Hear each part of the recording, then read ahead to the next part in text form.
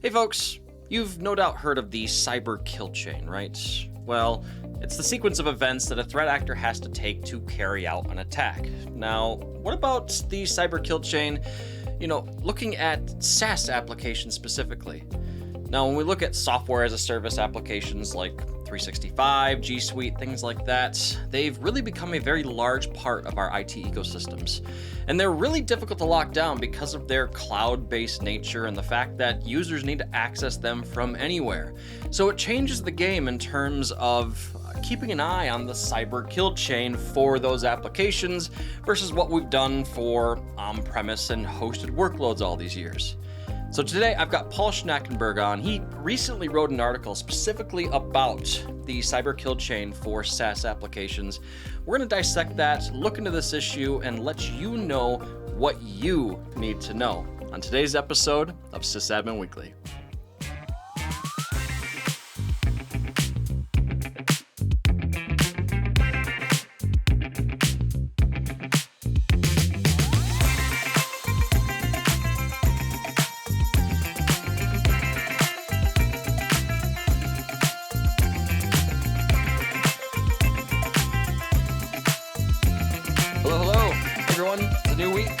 It's time for SysAdmin Weekly.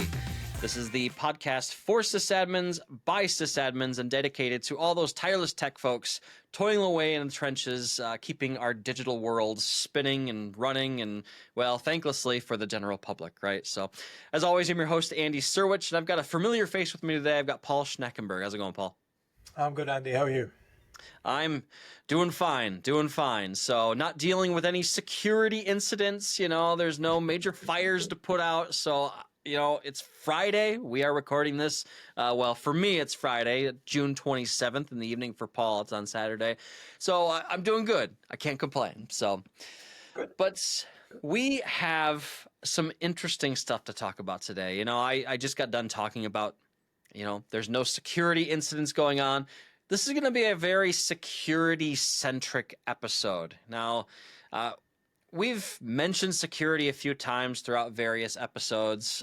This one is going to be all about it, specifically about SaaS security. So, software as a service, right? The cloud apps and the cloud platforms that we use day in and day out. But before we get to that, we, of course, have our usual segments that we need to get through.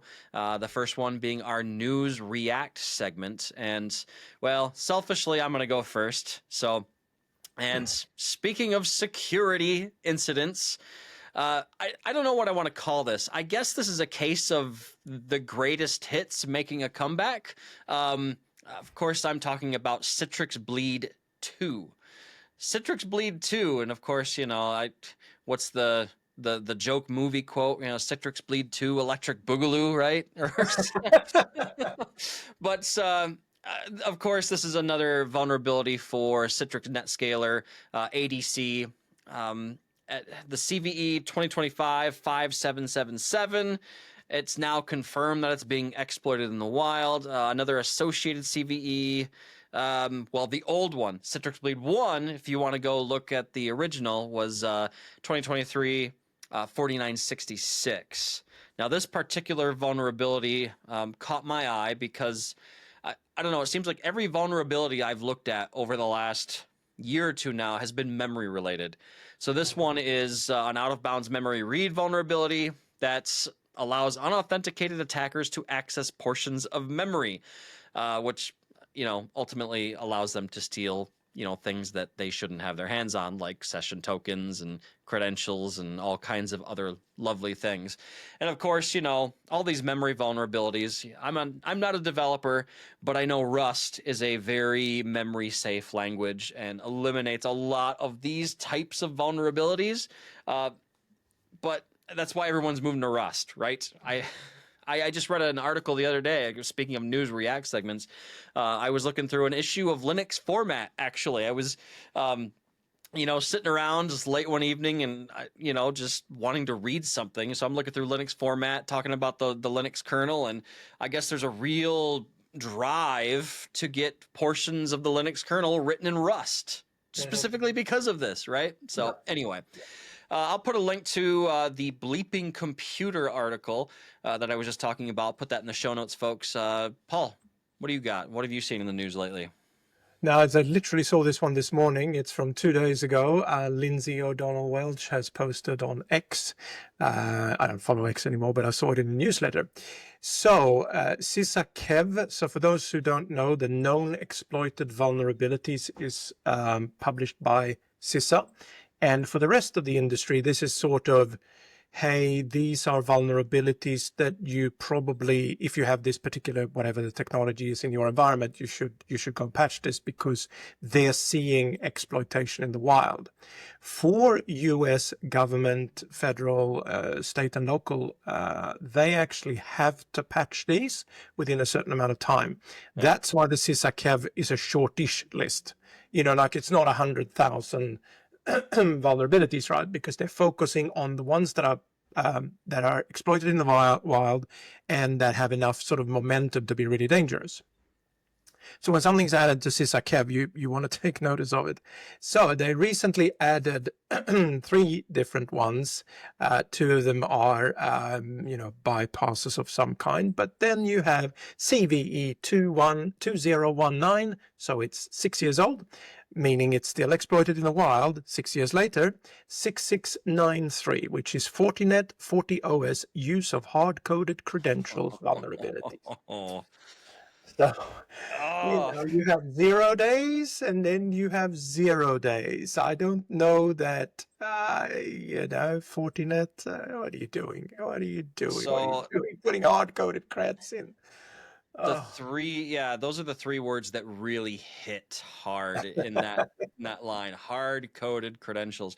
It's funny. I think I've mentioned this in a previous episode. I was at PowerShell Summit last year, and I did a session specifically on how to properly manage secrets during automated processes. And my whole reason for doing that session was because, I want to help eliminate hard-coded credentials in the world, So, anyway, yeah, I'll put a link to that in the show notes as well, folks. That's I don't want to say it's fun seeing those, but it's like a train wreck that you just can't stop watching, right? So, Yeah. Well, the next regular recurring segment that we have on the show now is I call it Nerd Hour. It doesn't take an hour, but it's basically where we talk about the nerdy things that we've been working on lately.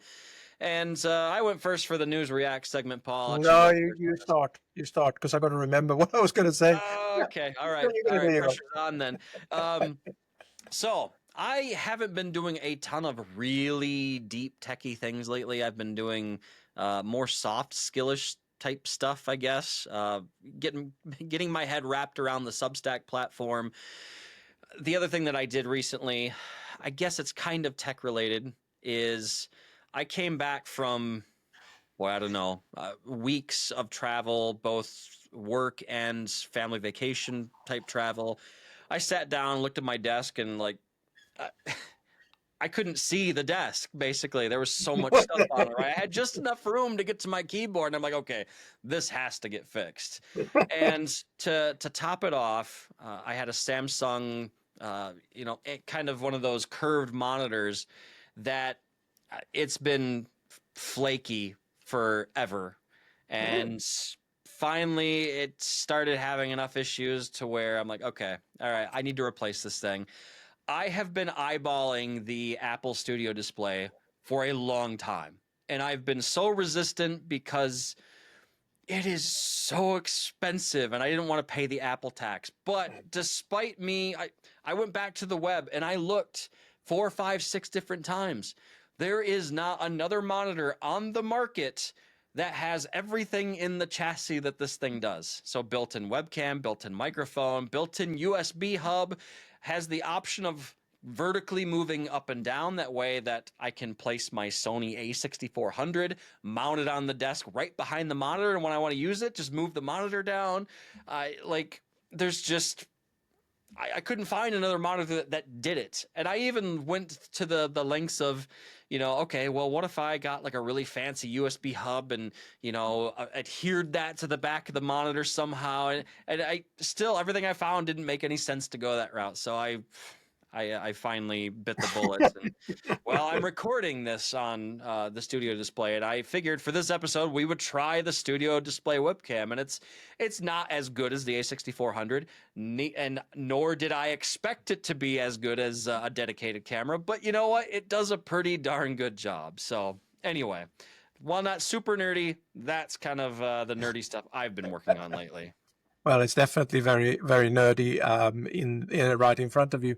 I got a solution for you. Next time your desk is full, what I do is I just have another desk, right? So I've got the desk that we're talking about here, then I got a desk next to me. I can fill up that desk without clogging this desk up. It was so simple. Why didn't I just do that, Oh, and when that desk is full, I can always use the dining room table. That's right. That's right.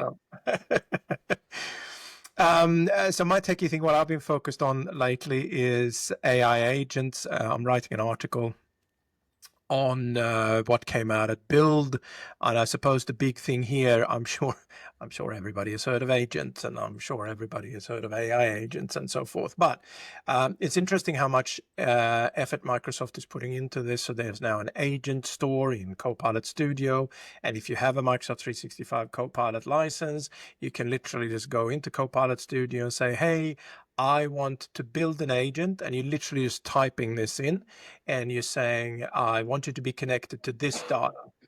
So, for example, if you have like an internal knowledge base or company guidelines and rules or something stored in a SharePoint site, you can literally just point your agent to that, and now it's an internal agent that can tell you all about your rules and regulations inside of your company, for example, as a silly example. And then you have Azure AI Foundry, and if you're more of a coder, you could build your agents in there. And they got another cool thing that I'll mention because I thought this was cool. So one of the things that you're always balancing is when you're picking your model, right?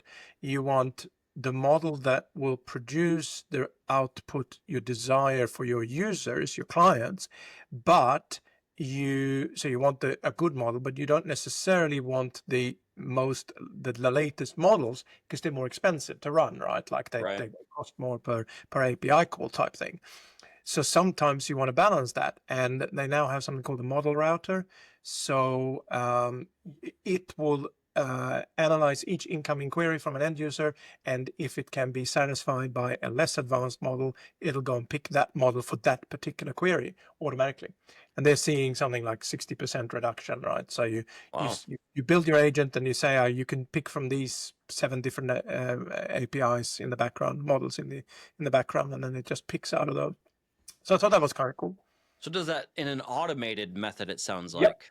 Yeah. See, that's really nice. So I've got Ollama running on a system in my lab here in the house, and Ollama, for those folks that aren't aware, you can it's an open source platform basically that you can install and use it to host open source models right on your machine, right? In my case, I've got a server with a nice NVIDIA card in it downstairs, and you can load up however many models you want, but it doesn't provide that ability to select the best one for the task at hand, right? So that's the secret sauce there. So very cool. It's funny you mention agentic AI because, and I think I could say this because by the time this episode airs, you will have seen the episode that I did with Luke Oriana, who is kind of a platform automation engineer at Microsoft. Him and I go way back, and he and I actually touched on AI agents a little bit from a DevOps and infrastructure automation point of view, right? And so if you folks haven't checked out that particular episode and you want to dig into the whole agent AI thing a little bit more, go back 1 or 2 episodes and you should find that. So, and good stuff there. There's going to be some interesting things coming down the pipeline because of that.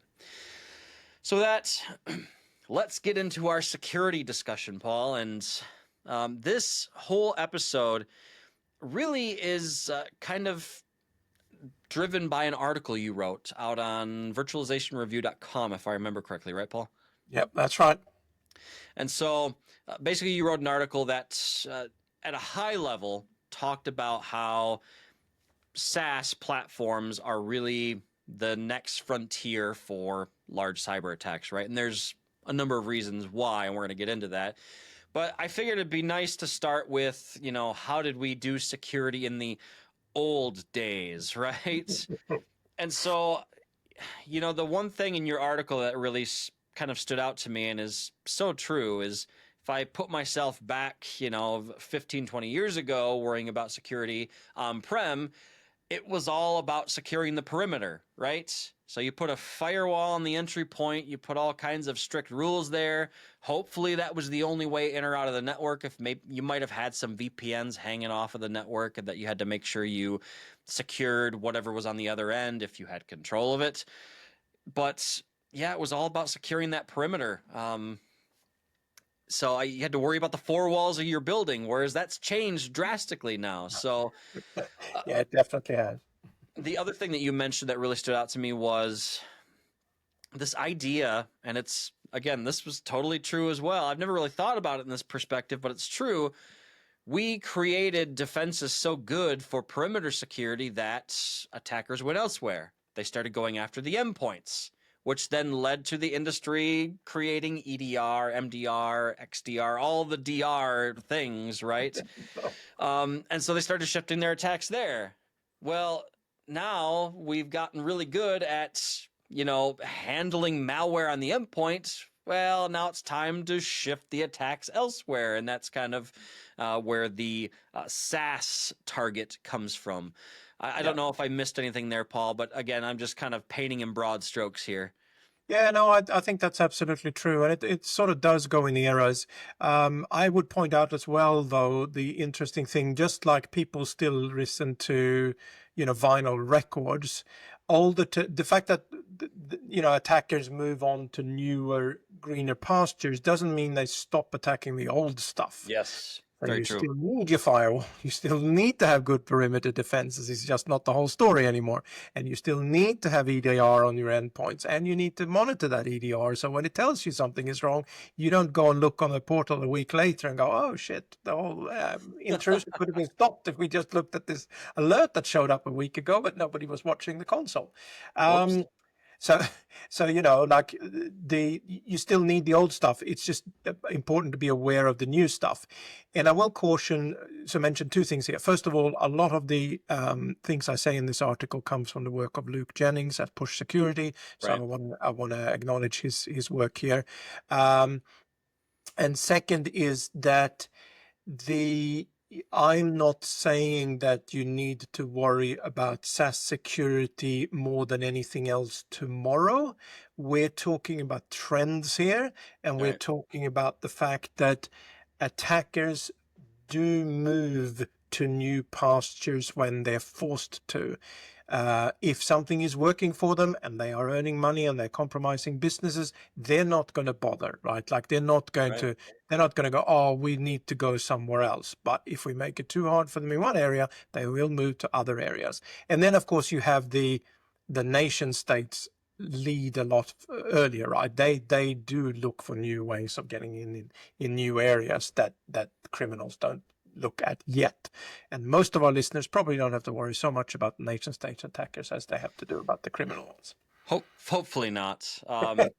It's interesting. We kind of see that the vendor I work for is a security vendor, and one of the things we do is email security, right? So anybody can find out who I work for. Just a quick Google search. I work for Hornet Security, right? And so it's interesting in our own threat intel. We kind of see this at a micro level, this idea of threat actors changing methods. We see that with email attacks as well, too, right? So they'll come out with a certain email attack that paste jacking, for example. Those that don't know what paste jacking is, attackers will use a flaw to populate the target's clipboard, and then they instruct the user through opening the run prompt and executing the code that shoots themselves in the foot themselves, right? So that's paste jacking. So for example, they start using paste jacking. Well, the vendors get wise and start blocking it. Then they move on to some other email-based threat, right? So it's interesting from, we're talking 10,000 foot view, them moving to different pastures, right? But it's interesting. It happens at a micro level in certain areas as well too. So Absolutely. interesting. And then we move on to reconnaissance. Yeah. So if you know the kill chain in normal cybersecurity, the article sort of lines up with that, but looking at it just from a SaaS point of view. How do these different phases align with the phases of the cyber kill chain in the SaaS world? And the next one is reconnaissance, right? Finding out about your target. So some of the things here is fingerprinting the domains, understanding whether they're using XAML, so security assertion markup language, which is how you get one system to authenticate to another one. Do they have shadow IT usage? That's another big one, right? So again, if you're early in your IT career, you may not have heard this term before, so we will explain it. In a traditional IT, when Andy and I started in IT, just after the dinosaurs died out, the way IT was run was the IT department told you what you should have on your computer, what that computer looked like, and the applications that you had access to. End of story. Like there wasn't a choice. You could go to the IT department and maybe 3 months later they'd come back to you with an alternative. But basically that was it, right? So nowadays, of course, every app under the sun is available on the net. So many businesses that didn't have a strong governance, they ended up with a lot of shadow IT usage, meaning business teams or individual users or even departments just went, well, IT says we have to use Teams, but we like Slack, so we're just going to set up our own Right. Slack instance. Or we don't like this whatever app, so we're going to use this one instead, and we're just not going to tell the IT department. And now you have, corporate data sitting in apps out there that IT department doesn't even know about. And sometimes they do know, but it's too much of a political fight inside the organizations to even get them to change. So they just put up with it. There's lots of things that happen there. Yeah. Where you have IT of various kinds being used that you don't have control over. And the reason that threat actors look for that shadow IT is because they know this is a problem internally, right? If I'm a threat actor and I see evidence of shadow IT happening, that's probably one of the places that I'm going to poke my finger first, right? To look for weaknesses, because I know that their IT and security teams probably are not managing that because either A, like you said, they don't know about it, or B, they do know about it and they've done the bare minimum, right? So Yep. And so they do have those abilities in the reconnaissance phase to kind of feel out, what the landscape looks like for their target organization. You'll also see this term mentioned in the SaaS and security context of an IDP, the identity provider, right?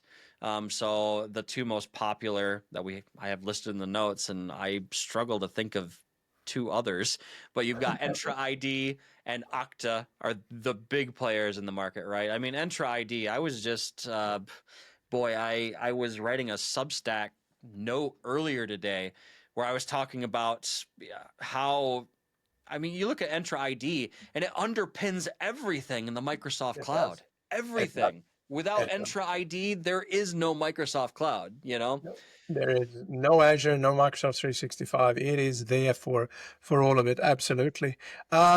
Other ones, so there is an open source, and you can buy it obviously in a supported fashion called Authentic with a K at the end. Yeah, I guess I did know that. That's an identity platform. And there's also Ping. Ping does identity. And then obviously there's others as well, but those are other ones that are known. Anyway, the point is that it all comes down to identity. So we've been saying for a long time in cybersecurity that identity is the new firewall. But it's even Yep. more true than it used to be. And the classic expression, right, that we try to convey to most people is attackers don't break in, they log in, right? They find credentials and they log in. Either they buy those credentials off somebody else, or they buy those credentials off info stealer leaks or, troves that they can find, or they trick the user into handing them over with some sort of, attacker in the middle attack. And then I have your credentials, now I'm you. So Yeah. that's very much the focus. Yeah, that's becoming more common now because I mean it used to be you'd see these attacker in the middle, the adversary in the middle toolkits very very rarely, but now it seems like they're springing up all over the place. You've got Evilgenics, you've got the Well phishing kit, you've got there's a half a dozen others probably. And the attack method is the same, right? So I'm going to get a malicious link in front of my target somehow, and I'm going to make it enticing enough that hopefully they click on it.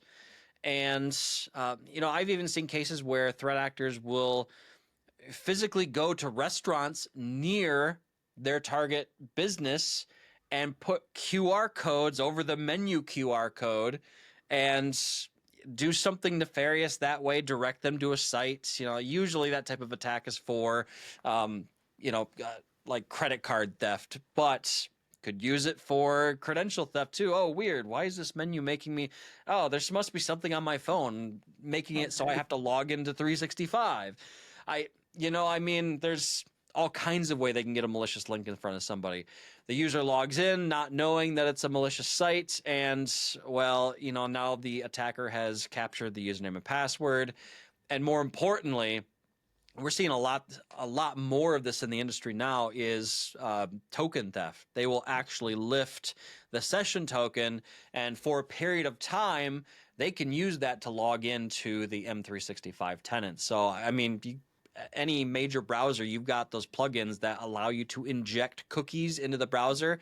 You just take that token string, throw it into one of these tools, hit apply, go to the office.com, for example, and poof, you're logged in as that user, right? So crazy times. Well, definitely. And MFA won't help you there, just so that No. everybody is clear, right? Like this, the token is what's just generated after you've done the authentication, right? So you've done your username and password and MFA or whatever. Now you got the token. If I can steal your token, I can then use that token and be you without having to do any MFA. Yep. And as we'll see later, that then means that they can set up all sorts of other persistence as long as they have access for a little bit of time. Exactly. The other thing I want to just real quick, people ask me like, well, how is it so easy for them to lift the token, Andy? Well, remember, this is an adversary in the middle attack. So all the attacker is doing with most of these adversary in the middle kits I talked about, all they're doing is they are intercepting the login information from the user, forwarding it through to the legitimate identity provider login services, receiving it back, capturing it on the way back, and then throwing it back to the user, right? So they're intercepting all of that in transit. As far as the identity provider is concerned, this is a completely legit login, right? Yeah. So That's right. And as why far it's as the so end user is nefarious. concerned as well, right? The end user doesn't see anything either Yeah. because they get logged in, right? They get redirected to the real site afterwards. They didn't realize that the bad guys were listening in on along the way. Yep. I was going to say also talk about poison tenants. Yep. So this is another classic one. So if I spin up a Slack, let's say, I'm picking on Slack today, I don't know why, but it's just a classic example that would work, right? I spin up a Slack tenant with a name similar to the business one, and then I start inviting users in your organization. Right? You get a legitimate invitation email from Slack, like there's nothing malicious about it, saying, hey, Andy stood up a new Slack instance for our team, click here to join. And then you join in, and now you have users inside of this organization joined in your malicious tenant where you can do other things and say, hey, here's a file you can download with some interesting things to run or whatever you might want to put in there, So. Hey, folks, the new TPS reports are over here. Download them now, Yeah, that's the one. That's the one. So to just step back here for a second, we've been talking about, the dangers of working with SaaS platforms. We've talked about on-premise. The attack surface, when you look at SaaS as a whole, is really much, much larger than we used to have to deal with when we were talking about on-premise. We had just the four walls of our business we had to worry about. Now we've got people logging in from coffee shops, their neighbor's house, multiple devices. So, like you said, identity is absolutely the new firewall, and so there's just so many. I don't know where I'm going with this, but there's just so many different methods that I, as a threat actor, could use to abuse this system in some way, shape, or form. And I think I get the feeling, my gut says, that the industry at large is just starting to come to terms with this fact, right? I mean, we pushed so hard for so many years, cloud, cloud, cloud. Let's get on the cloud. Let's move to the cloud. And now it's like we're scrambling to secure it now after the fact. Yeah, So isn't that the story of everything, really? We do it first and then we go, oh, we needed to deal with security. Let's do it after the fact. It's much harder that way. I think the other important thing is that because it's in the cloud, I think it's a natural human reaction is that, oh, doesn't the provider deal with that, right? Like no matter how many times you get shown the shared responsibility matrix of the different areas you're responsible for, it's still like, yeah, but Microsoft or Google or Salesforce or whoever is doing that for us.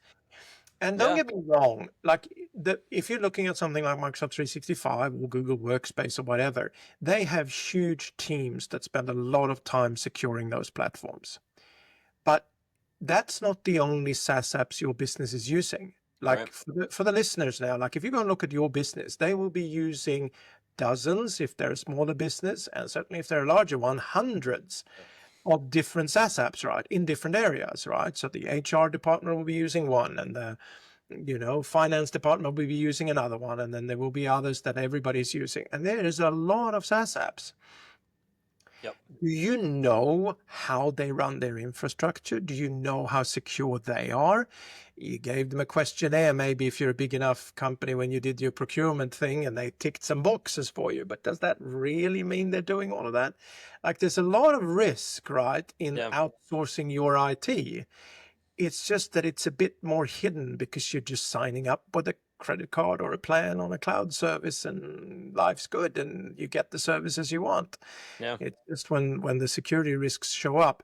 And the other thing I suppose we should mention as far as the big 10,000 foot view here is also that SaaS vendors are notorious for hiding some of the more advanced security features in their expensive plans. Yep. Oh, you want MFA? Yeah, that's an extra. Oh, you want logging so you can have visibility into what's actually happening on our platform? Yeah, that's an extra.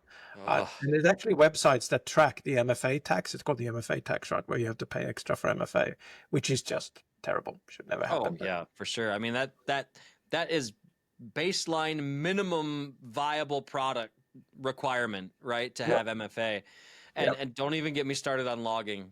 You and I have talked about logging in the Microsoft Cloud on different podcasts before, but when you put advanced logging behind a paywall, I start wanting to bash my head against a brick wall, because I mean, there needs to be some industry standard that says if you're going to provide a SaaS model, these are the bare minimum tools that have to be available with the base license. But that's just me.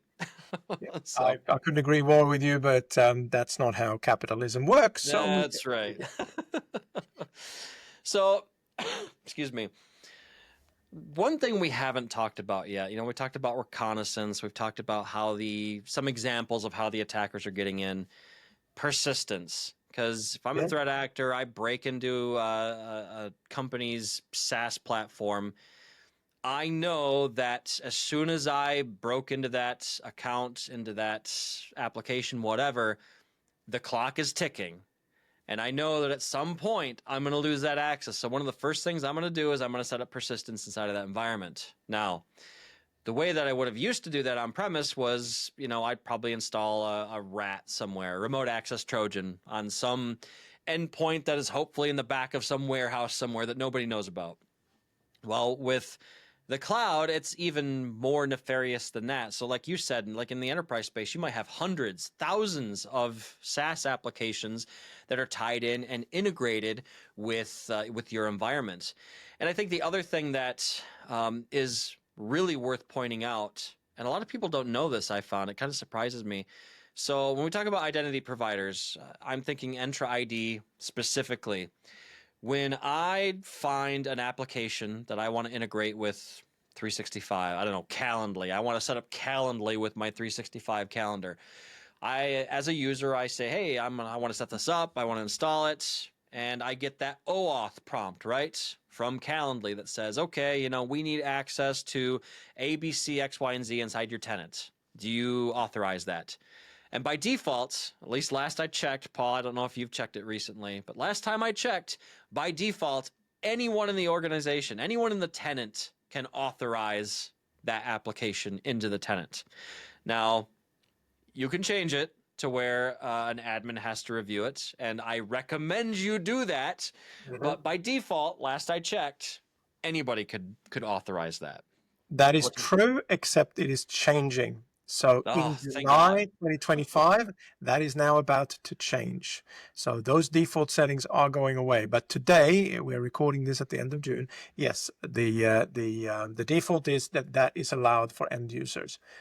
Now, you can set it up, and we've done actually whole webinars on this years ago, if you remember, but you can actually set it up. You can define a set of minimum low-level permissions that aren't particularly risky.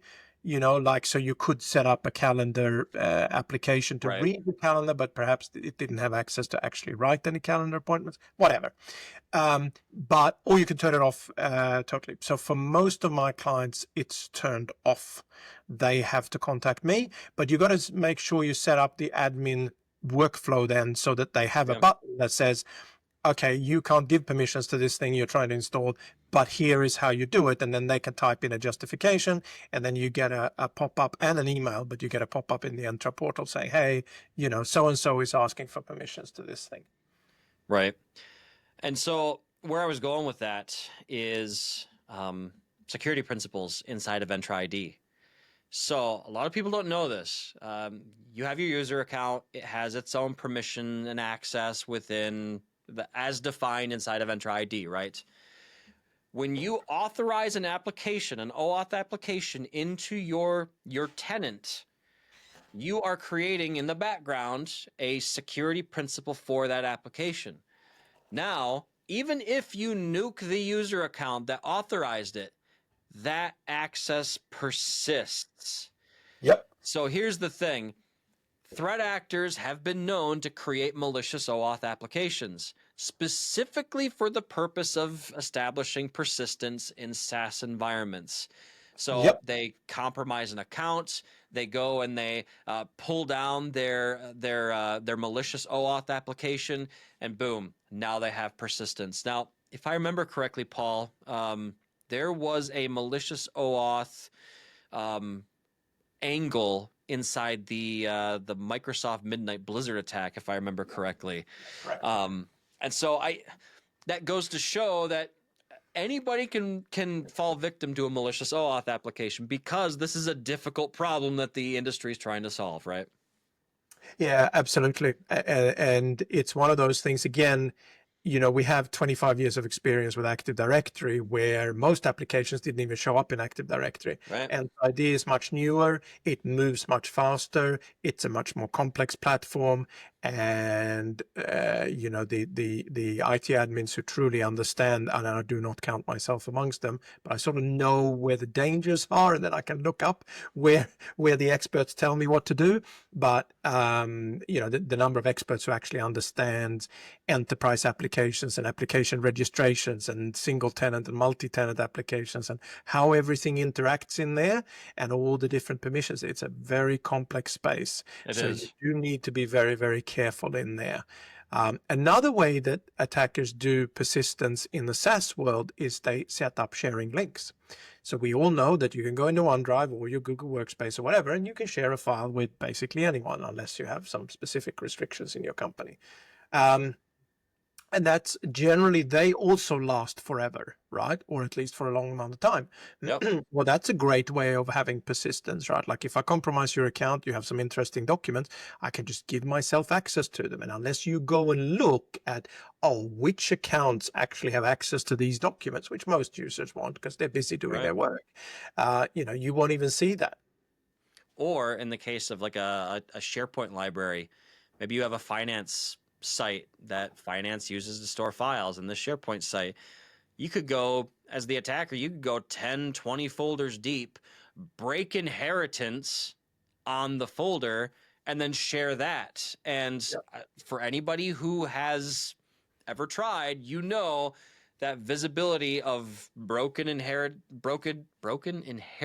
permissions. There we go. I'll say that. It's very difficult to have visibility on that using the native tools in SharePoint Online. So visibility is an issue, which then brings me to EDR and XDR. We built those tools to secure endpoints, not SaaS environments. Yeah. So visibility is an issue from the security side as well. So it's and it's important to understand why, because most people say, but the browser is running on the endpoint and the EDR is running on the endpoint. Yeah, but most modern browsers, or all modern browsers, really are like an operating system unto themselves. Yeah. So the EDR will look at the Chrome, the process, but they won't necessarily see what's going on inside of there. And there could be a lot of SaaS stuff happening inside of there that it just doesn't have visibility to, right? So because it's not an endpoint exploit, like they're not running malware on the endpoint. They're not trying to fiddle around with anything on the endpoint. It's all happening in the SaaS world. Another one is secondary logins, right? So you can set up, if you have access to a SaaS app, you can set up a secondary account that has the same access as you do. That probably isn't going to, set up any flags. And another interesting thing that I found out is that if you have an OAuth app that you already have given permission to, so let's say, take your Calendly example, right? So the end user has given permissions to Calendly to their calendar. Well, you can add another instance of Calendly, and you don't get an OAuth prompt because it's already been given permissions. It's just another instance of the same application, but that Calendly is now under your control as the attacker. So you can see what's happening in the end user's calendar, even if you don't have access to the user account anymore, because you have access to their calendar this way, or their email, or whatever it might be. So. Right. So moving on with the kill chain here, right, Paul? We've talked about reconnaissance. We've talked about persistence, initial access, all those things, right? Let's talk about lateral movement and execution, right? Because this is the phase where things get really ugly really fast. The attacker's in, they're doing their thing, they're moving around, and this is where it gets really difficult for defensive teams because now I can start, you mentioned abusing automated workflows. Now I can go register my stealthy OAuth apps, my malicious OAuth applications. Excuse me. I can go start looking around for APIs that I could misuse. And APIs, I think, is another area we haven't really touched on a whole lot yet. But, I mean, the security of APIs has been another issue that the industry has been struggling with. So if I'm an attacker and I find a couple of APIs lying around, okay, how can I leverage those for my attack, right? Can I set up some sort of persistence? There's all kinds of mischief that an attacker could get into there. And then you've got lateral movement happening between SaaS services as well, too, because you think about our SaaS platforms today, how they're all interlinked, and you have all these sub-applications that interlink within the larger platforms, and it's just this woven web of SaaS apps.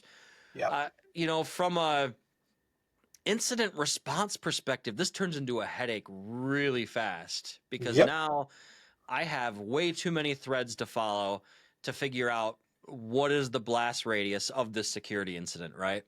You've got two things to deal with. So the first one is traditionally, right, when you realize that an endpoint has been compromised in the traditional attack, you need to reset the user's passwords, perhaps make sure they don't have any new MFA methods registered that might be the attackers, kill all their sessions, and then maybe you wipe the endpoint, right? You gather some evidence if you need to for forensics, and then you re-image the endpoint, right? And you call it a day. Or maybe you check, okay, lateral movement, did they move to any other machines? Where maybe you need to do a bunch of machines. But that's incident response, and you're done. Right? You know that the attacker doesn't have any more persistence. Well, in the SaaS world, that is now terrible. An attacker that has half an hour access or 20 minutes access to an endpoint and a user account, they can put persistence into 20, 30, 40, 50 different SaaS apps. They can put in connections between those SaaS apps, and they can script this stuff, right? It's not like they have to click on buttons for 20 minutes, right? They can script this stuff to run automatically. And I do want to tie back to the API point as well that you mentioned before I forget, because APIs are even more invisible. Like most SaaS apps have a UI that the user goes in and invites other users and shares files and everything else, right? So at least you have some way of seeing it. APIs tend to be even more invisible and have less monitoring. So a lot of SaaS apps can integrate with API connections. So then, even if you don't see that in the SaaS app, it's still going to be available as an API endpoint from the attacker's own tooling. And the last point I was going to make when it comes to incident response, which is another big challenge, is that sure, if you have applications that are integrated with Entra ID, right, so that your user goes to myapps.microsoft.com and then got 25 tiles of different apps they can open there in a single sign-on experience, that's great. Now, if you have an incident response on that account, you realize it's been compromised, you can kill that user's sessions to those apps. But if the attacker has set up a secondary account to any of those SaaS apps, they still have access. And for any application that is not hosted, again, coming back to the shadow IT, that's not hosted in that application portal, the attacker still has access. And most SaaS vendors, coming back to the MFA attacks, don't offer an easy way to kill all sessions for this user right now because they're compromised. And if they do, they often have it as part of the premium tier or the gold, platinum, diamond studded tier that costs extra. Oh, isn't that the truth?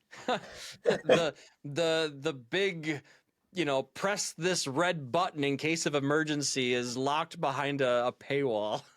So, it's unfortunate.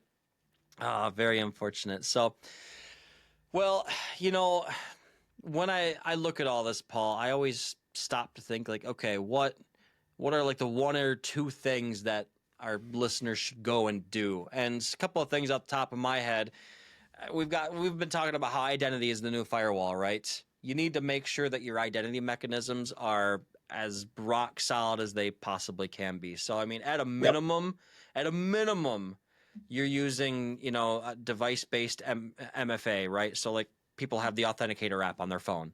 That's like a bare minimum. I don't even trust text-based, SMS-based 2FA anymore because SIM swap attacks are way too easy for attackers to pull off these days.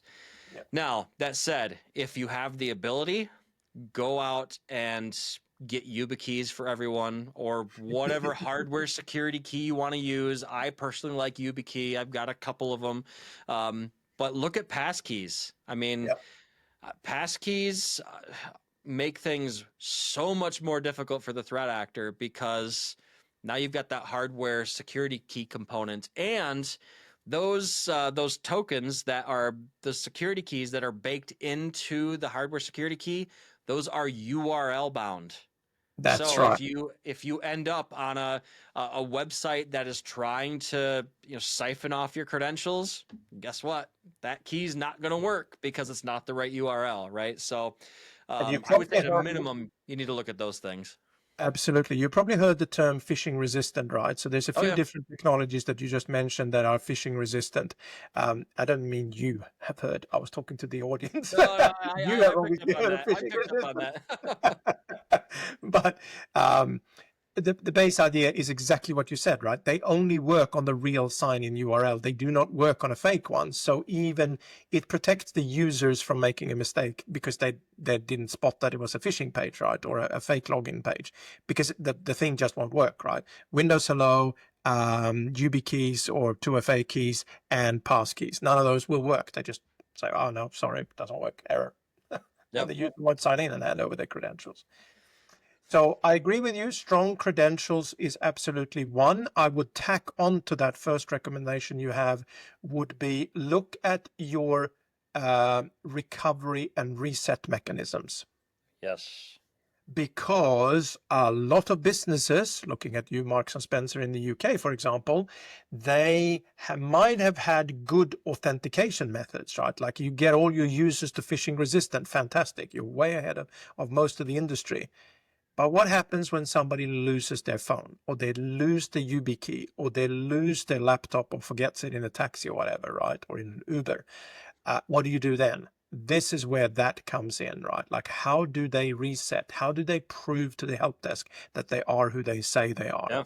And how do they do that securely so that when the teenagers and young men and women, I suppose, from scattered spider-like activities, calls up your help desk, has all the right answers. They have the employee ID number. They sound like the right person. They know who else is in that team. They calling from the right place at the right time.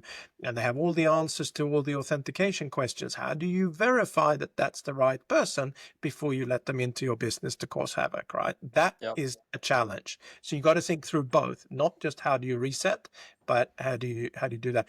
It was interesting, actually. I was delivering a course a week ago, and one of the attendees said, he's an MSP. He had switched all of his end users to the Google Authenticator from the Microsoft Authenticator, even though they're in Microsoft 365, all his clients.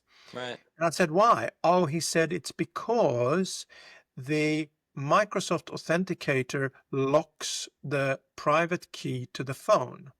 So when somebody buys a new phone, they have to reset up their Microsoft MFA. Even if you have a backup of your authenticator, can back up to a personal live account and then it can restore it, but you still have to reset up your MFA setup for normal push notifications on your new phone.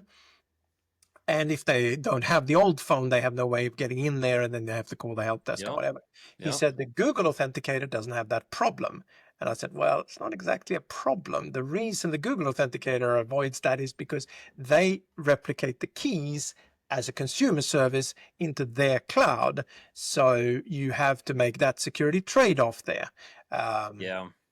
that's the big issue I've always had with Google Authenticator was that key replication, because I mean you're instantly reducing your operational security with that replication, right? I mean, don't get me wrong, it's super convenient, but again, we come back to the classic case of convenience versus security, right? So, well, you're also relying on a consumer service. That would be my worry, right? You're relying on the end user's Google account being the key to the kingdom now, not their Microsoft account in the Microsoft 365 tenant that you as an MSP have control over. So that would be my worry, right? Like you've added another account and another platform into your overall security picture. So that's what I would be worried about. Yeah, that too. I'm trying to think if you had any logic for like separate vendors, but I can't see any benefit there.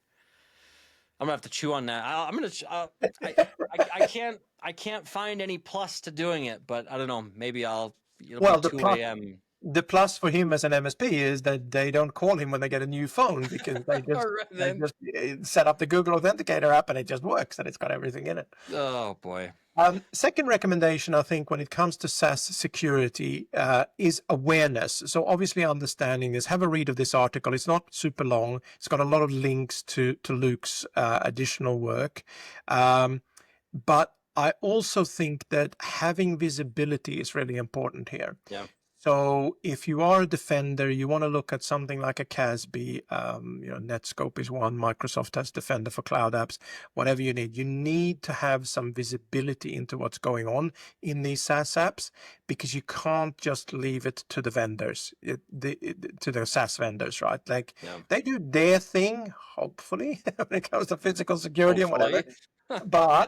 But there's so many other bits that are your responsibility. And if you don't have visibility, if you don't get those logs out of those systems, you don't know what's going on, and you won't even see when you're being compromised. So, yeah. One final thing I would add on to that, kind of in the visibility area, do regular audits of the apps that have access to your tenant, right? A lot of people don't do that. They log into that section of Entra ID where you can see all the registered applications, and they're like, oh, what's that? What's this? What's that thing over there? And they don't know what any of these apps are. And it's, I highly recommend you take a look at that and do it on the regular. That way you know what's in your environment. So that kind of helps with the shadow IT thing as well. So, yep. Well, Paul, we've gone for almost an hour. I think we'll wrap this one up. It's good talking to you as always, my friend. This great article, I'll put that in the show notes, folks, so you can take a look. And Luke provided some great stuff for this as well too. You said his last name. I forgot already. Jennings. Yes, Luke Jennings. Yes. So yes, provided some great material as well. So. Well, it's always good having you, my friend. Appreciate you being here. Likewise. This was good. And folks, appreciate you being here as well. Hope you enjoyed today's episode, and thanks for spending some time with us. If you are interested in more content in the SysAdmin Weekly sphere, you can go out to www.sysadminweekly.com. That's got all the various links to the different places that you can consume the show. We also have a link to our newsletter there, or if you just want to go to it in a browser, you can go to newsletter.sysadminweekly.com. That particular newsletter just contains, some of the stuff that we've published recently on the show. It also contains useful links, cool community tools, and all kinds of other stuff. So in last week's episode, I actually posted a very interesting article. Unfortunately, the author's name escapes me at the moment. I have it in the newsletter, but he wrote an article about how sysadmins can pivot into networking in 2025. And I think that's a whole other episode right there, because networking, even given AI and the cloud and all that, networking is still going to be there. It's all plumbing. Networking's not going anywhere, right? So that's a whole other episode to be had. Anyway, we'll let you folks get back to your day. Thanks for spending some time with us, and we'll catch you again next week for another episode of SysAdmin Weekly. Have a good one.